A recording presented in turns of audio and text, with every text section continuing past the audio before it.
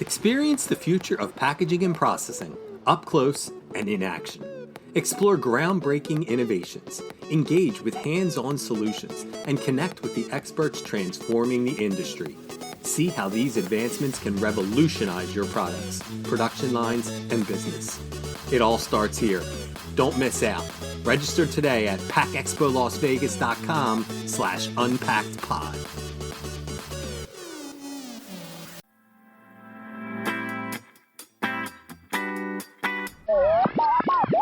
Hi, I'm Sean Riley, and we interrupt our regular schedule of Unpacked with PMMI podcasts, as these are anything but regular times. With the industry and our society in flux right now, we are trying to use every one of our channels at PMMI to do whatever we can to help everyone through these uncharted waters. Here we have Mark Anderson from ProMach, who because of the size and scope of ProMach has experience dealing with the coronavirus outbreak since it first appeared in China and then Europe. Mark provides an overarching view on how ProMach navigated the evolving crisis and offers guidance as a leader in the packaging and processing industry.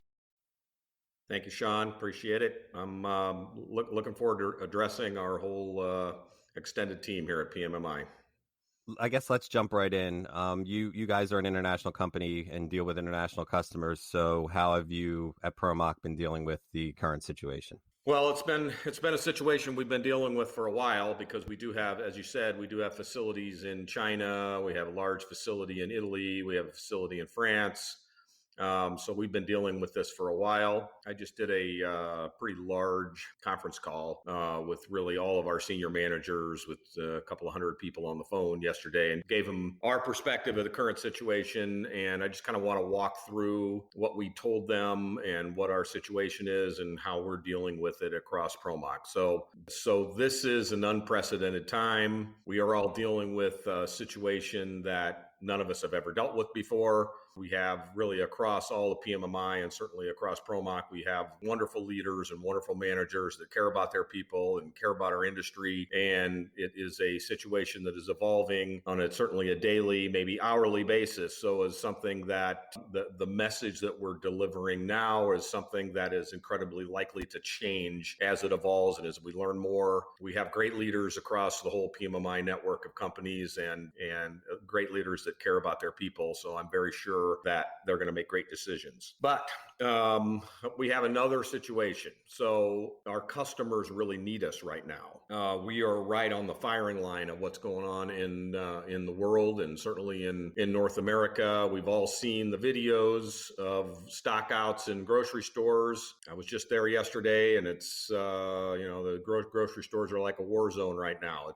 I personally feel a civic responsibility to support the supply chain. I think what you're seeing in North America and what we've seen across the world is, restaurants are closing. In North America, a substantial portion of food, frankly, that is being supplied to our communities has been coming through the restaurant channel. So that is only going to make the run on grocery stores that much more significant. So we're really focusing people into the supermarket channel and into the drugstore channel, and it is putting a tremendous amount of pressure on our customers. What I'm talking about ProMach, but it is the greater PMMI organization, and I personally feel a big responsibility to use the creativity of our organization to figure out how to keep our employees safe. That is number one, most important priority, but also use the creativity of our organization to figure out how to keep running so that we can support our customers. The priority is aftermarket,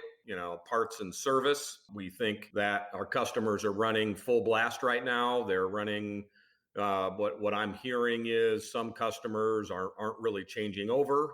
So they're just choosing one flavor of whatever it is that they're manufacturing and just running without setups and without changeovers and running as much as they possibly can so that they can get as much product out and get it to the store shelves. I think they're struggling a bit with source of supply, cans, and the materials that they need to provide the products that they're delivering. We are one of those tier one vendors to the consumer product industry, and it's our responsibility to try to keep the businesses running as much as we possibly can. So That's been the message. That's the tough part of our business or excellent part of our business, depending upon how you think about it. We have a responsibility to our communities to keep running, but we also have a very important responsibility to our people. So let me just kind of walk through how we're trying to do it and kind of what we've seen around the world. We have a COVID-19 response team that is meeting every single day, that has various different managers from different parts of our organization. We have a methodology how we're reaching out to all of our general managers at each one of our businesses so we can understand what's going on the ground in every single community that we're operating in. We're accumulating that information, figuring out what's going on and making decisions, and then trying to give guidance to all of our people. So I recommend that, really all the organizations out there can and should do the same thing. We are shutting down all travel, non-salesperson, non-service person travel. Any travel between facilities at ProMach has been shut down. Any travel really outside of the organization has been shut down. Any travel that people think they need to do needs to be approved by a senior manager at ProMach.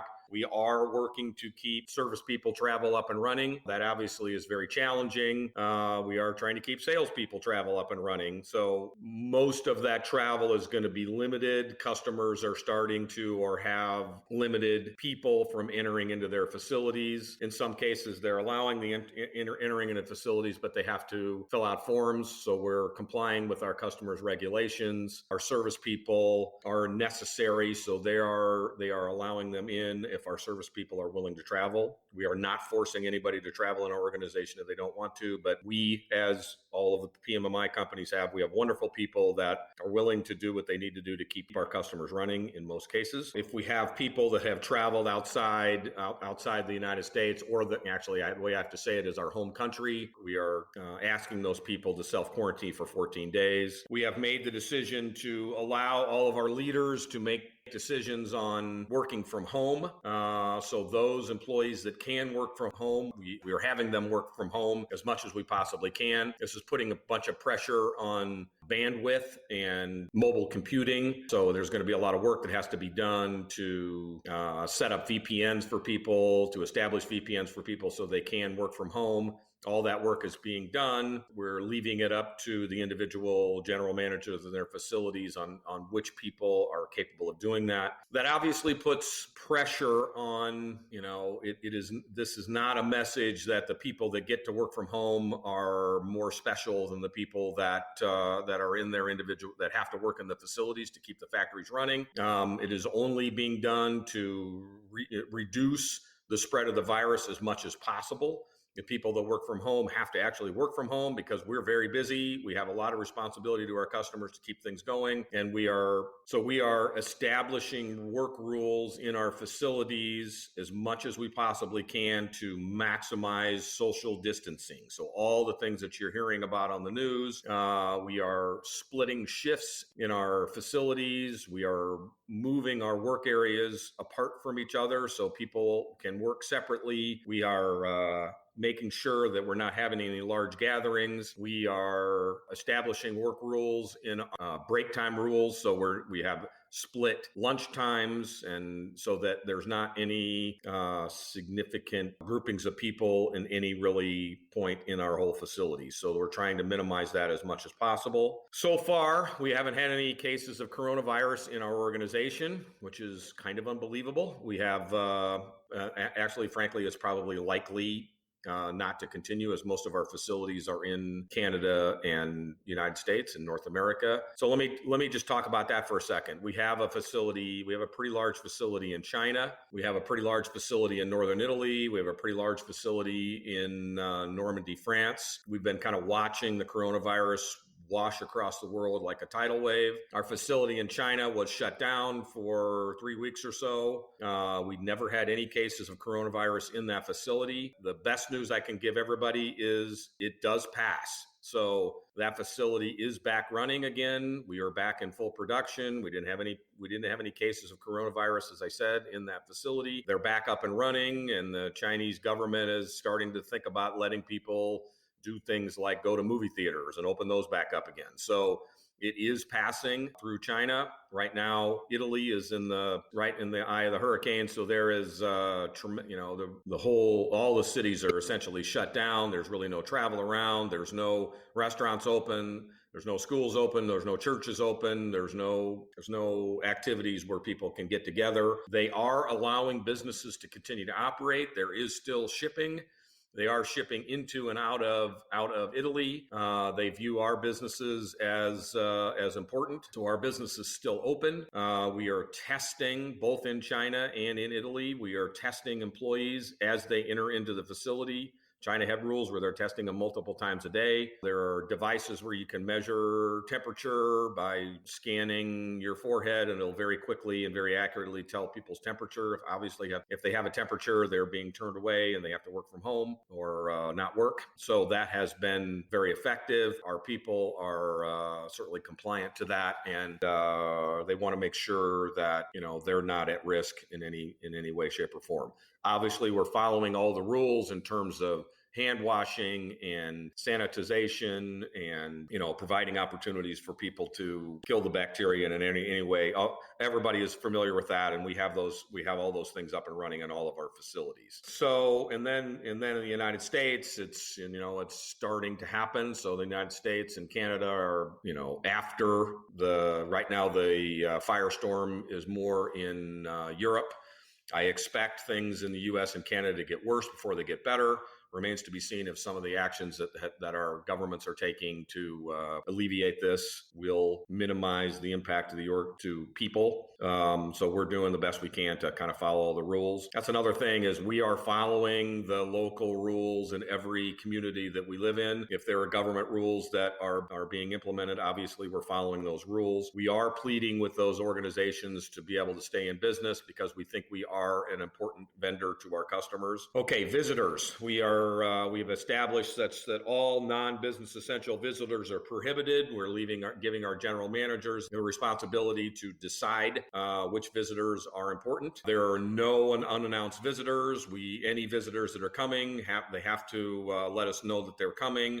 They have to fill out a form similar to what our customers are doing to give us some perspective of their relative risk. But we are allowing visitors from key vendors or suppliers or Rockwell or whoever it is, if it's mission critical for a particular application that we have to do for customers. And we're leaving it up to our leaders to make that decision. We're following CDC and World Health Organization guidelines. I suggest that all of you folks get on their website, make it available to your people, and follow those guidelines because they're keeping up with anything new that is happening in the world, and we're following all that. I think this is an unprecedented crisis. My perspective is there are parts of our economies that are going to be absolutely crushed. There are certain businesses that are really off right now. So we all live in communities. We have to do what we can to support our communities as much as possible. I think the best way that we can support our communities is to figure out how to stay in business and to support our customers and take care of our people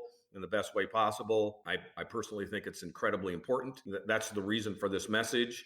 That's the reason why we're working so hard to figure out how we can keep our employees safe, but also continue to operate and serve our customers in this time of great need. So I am available for anybody if they want to talk about how things are going at ProMach and how we're handling the situation. The PMMI folks can make my email or phone number available to folks throughout the whole PMMI world. I think this is a very important time for our groups. We will get through this. My perspective is it has been a 4, 6, or 8 week thing, depending upon what community it is, and then we come back out of it. So that's really my message, everyone. This is a fluid situation. It's changing constantly. Thank you very much. Good luck to everyone. Stay safe. Thanks, Mark. That was great. I mean, that was so much information as you're one of the obviously larger companies in PMMI and that has experience and plants in different parts of the world that can comment on sort of how you guys have been dealing with it from the very beginning throughout it. Some are just touching on it now that it's got to North America, but you've kind of been on the front lines from the very beginning. So we really appreciate you taking the time out of your day, what has been kind of a crazy time to to share this with everyone. Best of luck continuing to do well. Stay tuned for more podcasts with PMMI members as they share guidance to help navigate the COVID-19 pandemic in an effort to keep the industry strong and connected.